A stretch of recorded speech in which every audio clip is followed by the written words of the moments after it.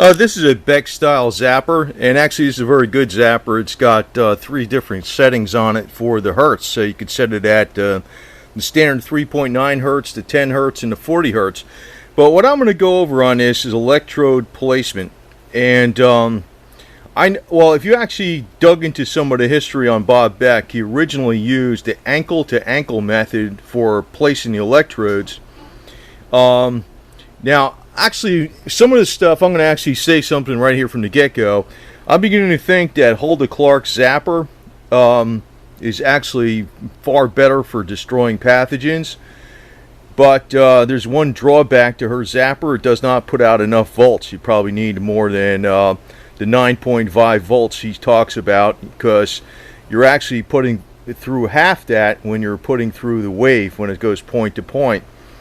But anyway, I just want to point out something with this, because actually the standard way that Bob Beck just said to use this was to put this on your wrist like this, using the two main arteries, and to use the blood electrification through that means. And when you turn this on, actually you do a battery check first. You can see the batteries are good, and you turn the volume up. You can see that it's about in the middle, right in the middle. If you could see that line on this, maybe you can't see it, but yeah, you could see it. The line on the volume, it's right in the middle, for right at the 190 millionths of an amp, which is 19% of a thousandth of an amp. That's basically the range that was in the patent that Bob Beck was talking about. But I have to state this, with that patent from Dr. Colley and Lyman, they did not use AC voltage. This zapper uses AC voltage. And the patent actually stated to use DC voltage. But there's problems, I think, with DC voltage, that it can harm the blood after a while, according to Dr. Bob Beck, who's not a medical doctor but a PhD. But if you use pulsed DC voltage like the Hulda Clark zapper, you're not going to have a problem with that, from my research anyway. But anyway, he stated to use this on one single wrist, even though originally he was originally set it up on ankle to ankle. But I'm going to state here that I think this is about the most ineffective method of using the blood electrification. Now, also beware that a lot of these zappers have claims on them, like they could do this and cure the world, but they don't. I just want to state that. But the other thing is, if we're using this method, this is the least effective method going. A lot of times what is going to go on is that you're going to actually go from one electrode to the other electrode, and it's not going to get, the electricity is not going to get deep into the arteries and veins where you're supposedly electrifying the main blood supply. He did this because he was afraid of liability from people who had heart problems or pacemaker problems to use other methods. Now, I'm going to state that that may be a concern with the wrist-to-wrist method, but if you're using ankle-to-ankle method, it's definitely not going to be a concern, because even though this is super low electricity, far below a TENS unit, transcutaneous electric nerve stimulation, it's far below that, and TENS units are approved by the FDA.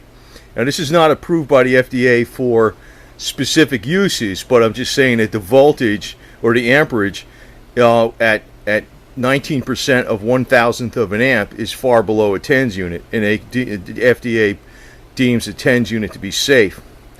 Now, I've used this wrist to wrist for about 5 years, hours a day, and I have not seen any problems. So I could state what I did anyway.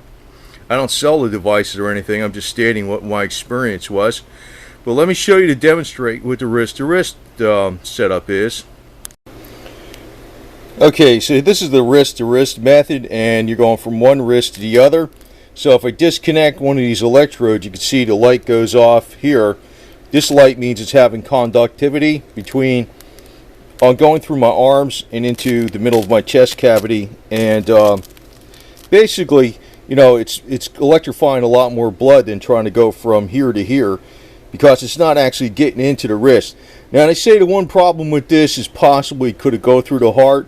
There's been a lot of people say it doesn't, but if you want to err on the side of the caution, don't do it this way. Use the ankle to ankle method. Now, I've been doing this way for 4 years. I don't see any problem. But again, the device is set right in the middle, and you notice if you turn it way up, it can actually, it might cause pain or burning. So I'm saying there's a disadvantage of actually doing it this way. Now I'm going to show you the ankle to ankle method, but there's a point I'm driving home on this, and this is what's going to be with the handhelds, and I'm thinking this is actually the superior method, or the foot plates.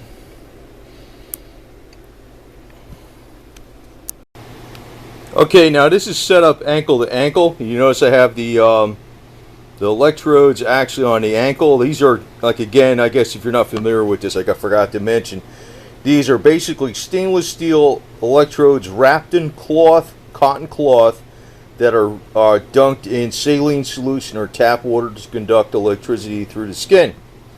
And they're going from ankle to ankle. Now if you turn this device on, see the red light lights up. It's making conductivity between the two. Like if I take this off, the red light's off. If I put it back on, the red light's on. It's actually making conductivity from ankle to ankle. That actually gets a lot of the blood supply. But I don't know how effective, the Bob Beck device is. I think the only thing I've ever been able to determine that is that if you use it a lot, it seems to, after you work up to it, that is, it seems to provide a lot more energy. And the theory is it supposedly unclumps the red blood cells, so they're more efficient, so they're not clumped together. They can transfer ATP energy in and out of the mitochondria of the cell more efficiently. I think that's exactly how it works or something. But again, when you're looking at this device, it's not quite in the middle. It's a little bit to the right, and you need a little more power to go from ankle to ankle to give you the 19% of 1,000th of an amp, or 190 millionths of an amp. Very low current to actually apply the current. Now, actually, like I said, I'm beginning to suspect very much that the Hulda Clark zapper is much more effective than the Beck style zapper for pathogens. I think the Beck style zapper seems to provide you with more energy for some reason, for that theory I just mentioned. I think as far as knocking out parasites, I think that positive offset that Hulda Clark talked about, for that it had to be 100% positive offset. This is totally different style zapper. This uses AC and it goes positive negative. Her zapper uses pulse to DC. It's 100% positive with absolutely no negative offset. She says no negative offset at all, because you feed the parasites. So that might be a better style of zapper to use, but I think most Hulda Clark zappers on the market are too puny and weak to actually get to blood electrification into the area where you need. And that may be the drawback. And of course, if you're actually using the mortal oscillatory rate frequency of the the alleged mortal oscillatory rate frequency combined with 100% positive offset, that might be a good way to do it. But this ankle to ankle method actually was the method that was originally used by Bob Beck, not the same wrist method. I think you're pretty much wasting your time with the same wrist method, even though it's more convenient. I think you're wasting your time with that pretty much. Now, with using these handhelds, it's best to take some, you can use them just plain and maybe just wet your hands a slight amount, but it's best to use like a paper towel. These are 316 stainless steel. Now I'm going to state that you can get a lot more electrical power through the handhelds than you can by just putting a little electrode on your vein to try to get to that one area. You can get a lot more power through it. So I'm going to turn this on, and when you pick these up, actually, if you notice, you see where the volume is on this? It's actually about a third. It's actually showing you're getting a full 190 microamps, which is millionths of an amp, or 19% of 1,000th of an amp, at 1/3 versus 1/2. So you're getting a lot more power through this by using the handhelds versus using those little electrodes. Now I could turn this all the way up, and I actually could feel it like thumping, and it's actually way beyond, you know, where it's supposedly even needed to be according to the patent. But again, I just want to reiterate that patent that Dr. Bob Beck supposedly copied did not use AC voltage; it used DC. And Hulda Clark's zappers use pulsed DC. So what the hell is that telling you, right? I think the real drawback to Hulda Clark style zappers is they don't put out enough volts. There's one that actually makes a very good Hulda Clark style zapper, but probably not available in the United States. It's made by Bioelectric.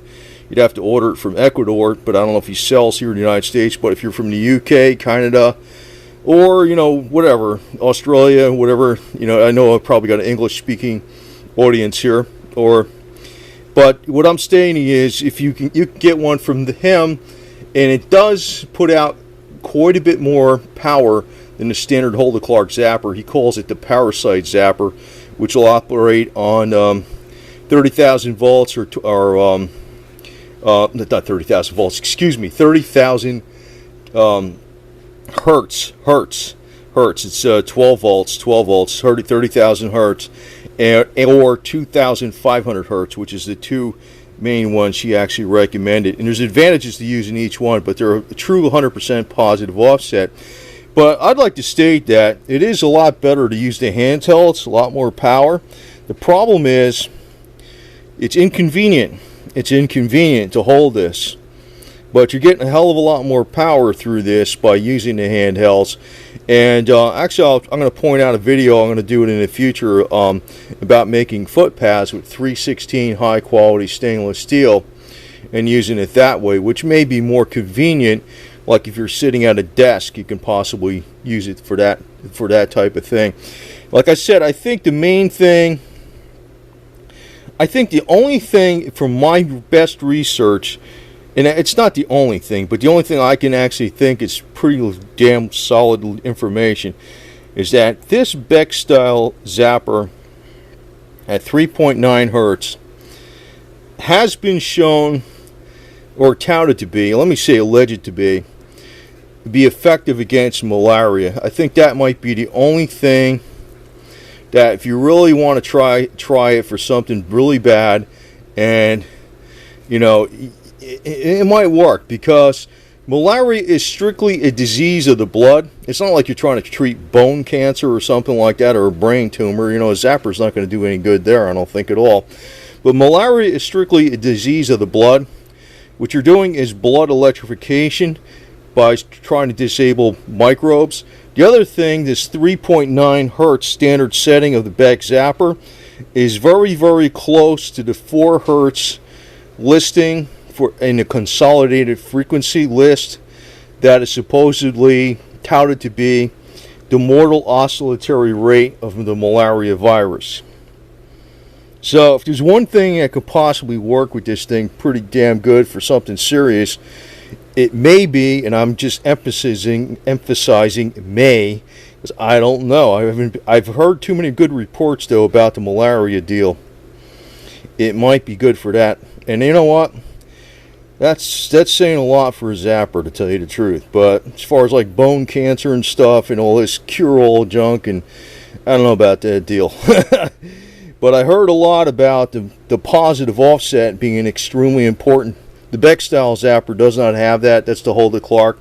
But my pointing out is that you can get a lot more power through the tissue, not just the blood, but all the lymphs, you know, the muscles, you know, the whole deal, with the handhelds or the foot pads, especially the foot pads, than you can by just putting a tiny little electrode on the wrist. It's a heck of a lot stronger. So, you know, if you're experimenting with this, you definitely want to try some of these handhelds and the foot pads versus just using electrodes. And these are very inexpensive. I'll have a future video out on the foot pads, how much they cost. They're dirt cheap. I'm going to show how to make them. And it's 316 stainless steel, just as these tubes are. The best high quality food grade for, like, this is actually used in restaurants, this 316 stainless steel. There's not going to be anything coming off into the body that's toxic You know, because nickel is present in stainless steel. 316 stainless steel is pretty safe stuff. And actually I have these wrapped up with clean paper towels that are wet with tap water so they conduct better electricity. Well, I just want to point this out because you can get a lot more power out of the same device by using the handhelds or the foot pads.